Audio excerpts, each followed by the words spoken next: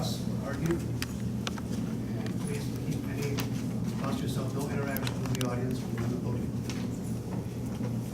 Anyone wish to speak?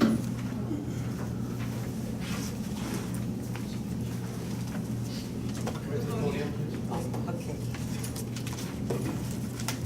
Hi, I'm Shelley LeClaire. I live here in Potsdam, pay taxes. One thing I do want to ask, you said no interaction with the audience, which is fine, but I would like to ask you to perhaps at some point ask for a show of hands on how many of the folks in the room with blue shirts on are actually constituents of yours here living in the village of Potsdam. So I'll just put that out there because I think that's very relevant here. I agree with a few things in that presentation there. I will say that Walden did say that this gentleman would be coming, and they were right about that. And thank you for taking the time to do that, because a healthy debate is absolutely what needs to happen here. I did agree with a few of the things. You know, fluoride is responsible for removing 1 out of 4 cavities that children would otherwise have. So it doesn't remove cavities, you still have 3, but you don't have a 4th. So that's a benefit of fluoride. I think that most dentists, any dentist, would probably agree that topical versus ingested fluoride is much more effective. So that's definitely a big point that actually was kind of covered in that presentation. It did note that specifically. So, and if by ingested, I mean in the municipal water supply, of course. You know, every school in this county probably, and I'm sure Potsdam Central as well, has had outbreaks of head lice among children. Well, I'm just going to demand that pyrethrum be put in every shampoo bottle that comes into Potsdam. Why not? By this standard, why not? The #1 killer of people in this country is heart disease. There's a number of drugs we could add to our water supply. Well, boy, I'm going to demand that that get added to our water supply, because unlike cavities, which, you know, sure, there are occasionally a death behind a cavity, and it's horrible. I wouldn't want to see it happen. Definitely not. Thank God we have the health clinic in Canton that can help folks like that for $20 a cavity. But, you know, we don't want to add statin drugs or other drugs like that to our water supply for heart disease when that's the #1 killer of human beings in the United States. Why don't we add those drugs to our water? It's a far more serious issue than cavities. The dosage issue that was addressed in this, yeah, Mexico is not looking at the fluoridated salt. Well, guess what?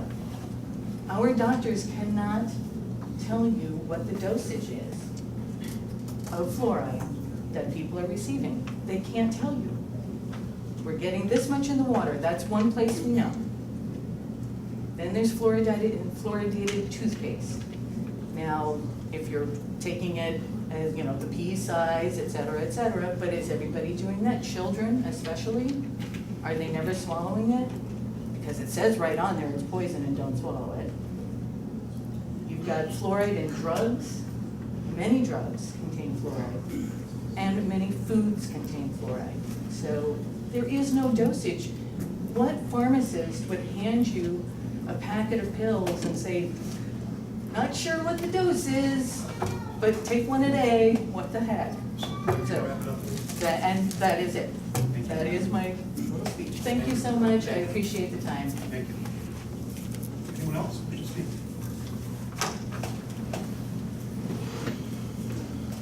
Okay, try to limit it to 2 or 3 minutes, please. Absolutely. Hi, my name is Heather Cohen-Wilson. I recently retired as the health educator at Potsdam Central. I I teach school health at Potsdam State at this point as an adjunct professor. I'm also an emergency medical technician with Potsdam Rescue. I look at this from a public safety, a public health standpoint. I fully support our fire department. I fully support our police department. I fully support water fluoridation, and I certainly support our rescue squad. When I'm here, I know sometimes in our health and in the news, we often get, what are facts? Well, I think facts matter. I think the truth matters. There is an alternative truth here. There's just truth. I support Dr. Johnson. I support what the CDC says. When I'm teaching my students, I talk about the word they say. I wish my last name was they. And then when I refer to it, I refer to what Dr. Johnson has for his list. The Center for Disease Control, the National Institute of Health, the American Association, American Pediatric Association, American College of Obstetrics Gynecology, American Pediatrics, whatever is the issue, those are the they. Those are the ones that have done their research, that are science-based, evidence-based. So I think that's important.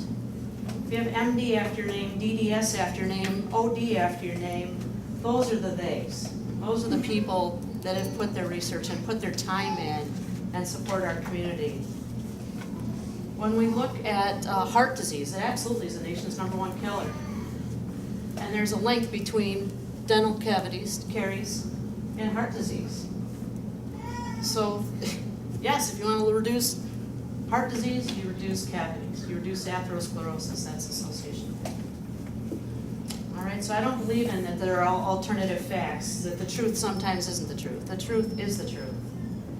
And they do matter. So thanks all our doctors, thank our fire department, thank our police department, rescue.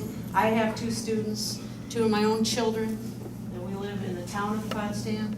They drink village water regularly, routinely. I work in the village.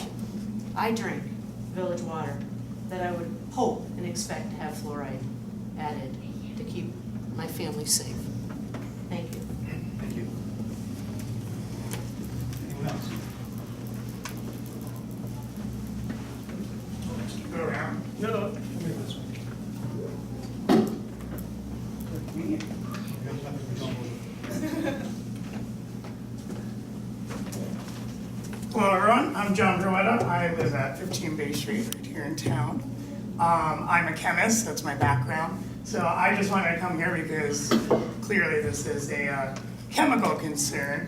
Fluoride is the most electronegative atom, right, that we have, most electronegative element. It competes. The thing with any type of chemical or anything introduced, it's the matter of too much or too little. And clearly the studies show that introducing fluoride into our diet does help with cavities. It's clear. My concern is having the choice. And I think that's what everyone else is looking at too. If you look at Europe, 2% of Europe has fluoridated water. Now, someone said that it's completely free. It isn't, because some do, it's 2%. There's 750 million people in Europe. So to think of that 2% getting fluoridated water, and then you look at our populations. It was a great presentation. There's facts, very good. It's all true. But then I asked, why does Europe have these regulations? And we only have, I think there were 2 maybe European sources in the presentation. So I'm curious to see if there would be more of this. I saw American, which makes sense because we are one of the biggest countries that are for fluoridation. So I'm just here more so because obviously I enjoy fluoride, but the amount. We do know that topical fluoride on our teeth is the most effective way. We also know that the introduction of fluoride to children, it's most effective from, I believe, 6 months to 6 years for the initial bone growth and development. But then also introduced fluoride and consistent fluoride being exposed to it, it does compete. Like I said, it's the most electronegative atom or element right in the periodic table. So it does compete with bone fluorosis. So it can compete with calcium in your bones for later on. That's been shown to show osteoporosis. And we know that is a problem too, and there are multiple factors, but I think it's something definitely to consider, especially when a lot of people aren't even drinking tap water anymore. They resort to bottled water because they feel that tap water isn't safe because of all these other reasons. So I'm more here so to look at both sides of it.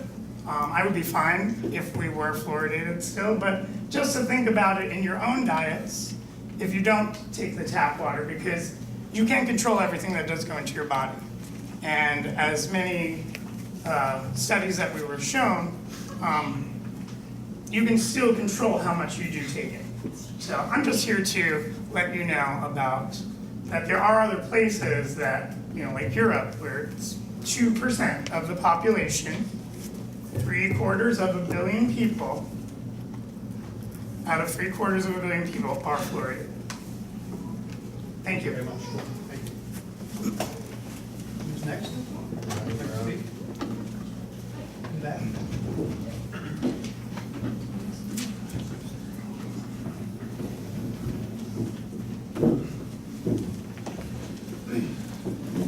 Hi, my name is Dr. Brenda Healy. I am a resident of the Village of Potsdam. Do drink village water. I'm an emergency physician at the Potsdam Hospital, and I have 5 children who also drink village water.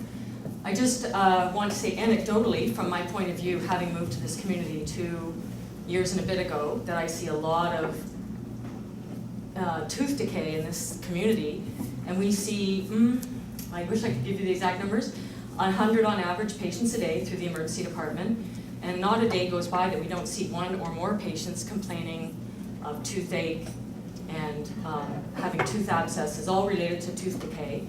In my short time here, 2 and a bit years, I've already admitted many patients to hospital with dental abscesses that require IV antibiotics, time off work, potential for complications. We learned about deaths, heart disease, time off work, time away from their children, and the cost of medications and things. And as a taxpayer, we shoulder the costs of those indirectly as well, because we pay taxes towards healthcare and the hospital facilities. So my point of view is that tooth decay is a big problem in the community, and whatever we can do to help it from a public health point of view would be important.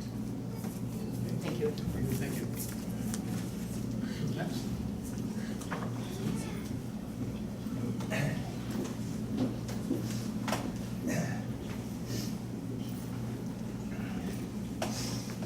How you doing? My name is Mike Mullen. I've been here for 25 years. I work with Brenda in the emergency department, not so much anymore, but I just wanted to express my concerns about this issue, because the people that are here are probably very engaged in the care of their kids and dental care, whereas the people I think we're making decisions for are not here, and it's very important to consider those people.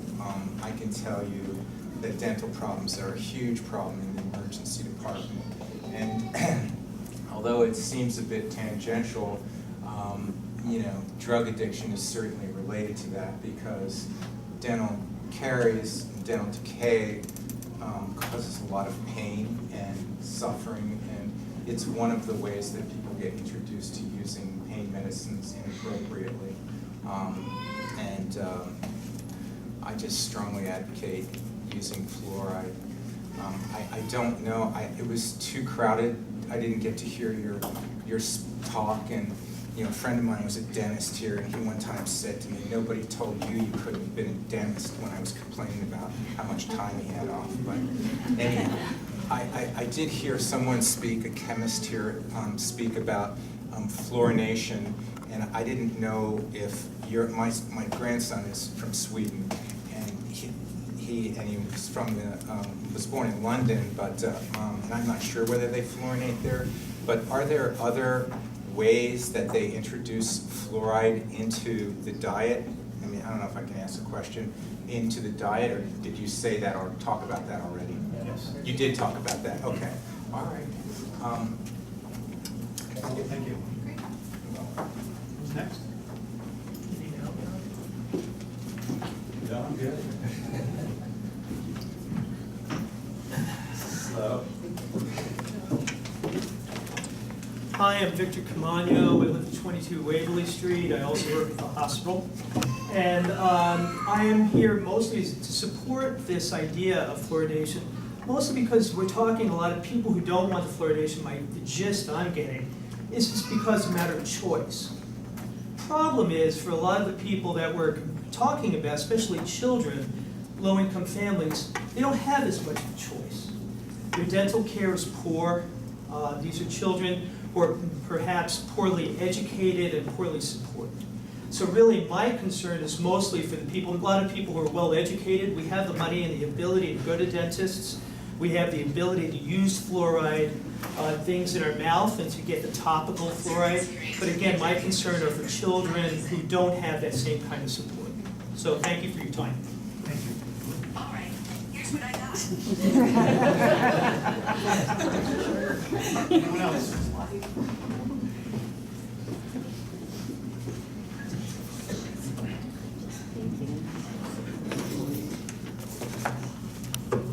Thanks. Hi, I'm Alexander Jacobs Wilkie. You guys know me. My husband Andreas and I reside at 15 Waverly Street. I previously introduced you to our daughter Edith and shared my concerns about her health and the health of the next generation of Potsdam residents back in March. Rest assured that's still my deepest concern, but I won't retread old ground today. What I'll simply do is point out to you 3 questions that we will all be collectively forced to ask ourselves if the board indeed votes to end fluoridation in Potsdam after 51 years. First question, what kind of fair representation are we receiving if you're willing to end a practice that a majority of residents support and which benefits all of us in favor of the views of a minority? You're elected to represent all of us. For those who are fearful of fluoride, shouldn't the onus be on them to filter or purchase their water if they so choose, despite the scientific recommendations that it's safe and effective? 2, is this really about saving money? And if so, can you prove it? Can you prove that it will? We're hearing more and more lately the argument that this is just something the municipality can't afford.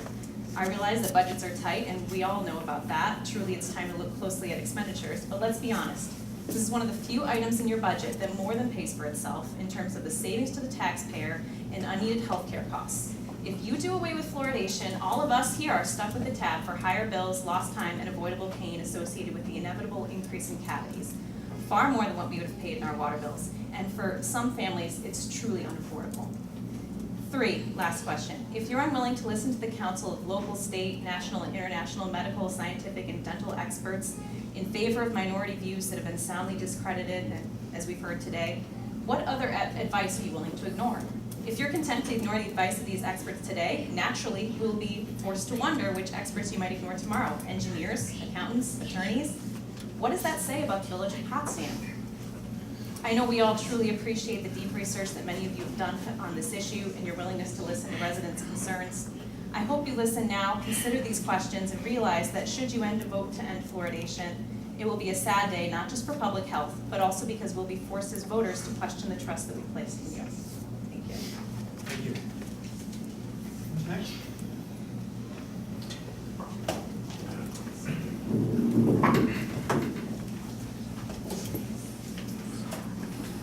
Hi, my name is Steve Fisher, and I'm an oral surgeon, and I practiced here in Potsdam for 32 years. And I think to do away with fluoridation at this point is just absolutely insane, personally. But we pay taxes here in the village of Potsdam, and we also drank the water in the office. My staff drank for 2 years. And what I have seen over the course of the years is once Canton did away with fluoridation, and they did it a few years ago, that their cavity increased. And we saw, as an oral surgeon, you don't have the privilege of electing your patients that refer to you or they come to you. And frequently, these children are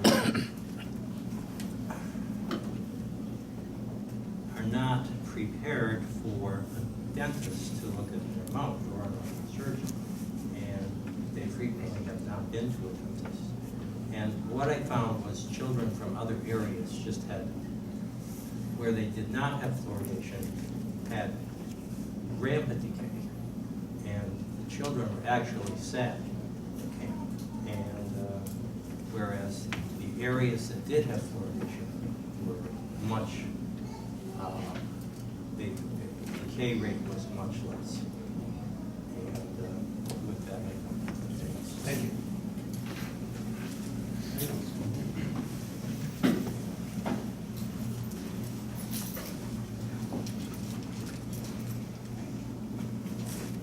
Hi, I'm Dr. Heather Jones. I'm a pediatrician at Potsdam Pediatrics here, and I fully support the fluoridation of water. As a primary care physician, one of the most important things we know is that public health efforts are the best way to prevent chronic disease, with cavities being one of actually the leading cause of chronic disease in children. Fluoridation makes the most sense, and if it's not in the water, I will be prescribing it to children because oral consumption of fluoride is very important. Thank you.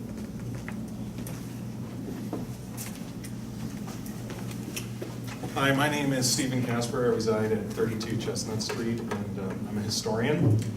I'm sort of surprised, actually, after 51 years of fluoridating our water in Potsdam, to find myself standing up here arguing that we should continue it on grounds of actually a fairly conservative principle. For decades, we have elected representatives who have affirmed fluoridating our water. As a historian, I thought, well, perhaps I could go into village records and find some evidence of harm that has been done by fluoridation. Perhaps the newspapers would talk about somebody who had been poisoned. Perhaps we would find some evidence of endocrine diseases hidden amongst us. Perhaps we would see that our schools have been declining because our children are being harmed. I see no evidence of this in our historical record. I would ask, where is the evidence that this crisis deserves this much community agitation? Point to. Now, I moved here 10 years ago, and when I did move here, I accepted that there was a political process. I understood that that political process worked in the way that it works. I had a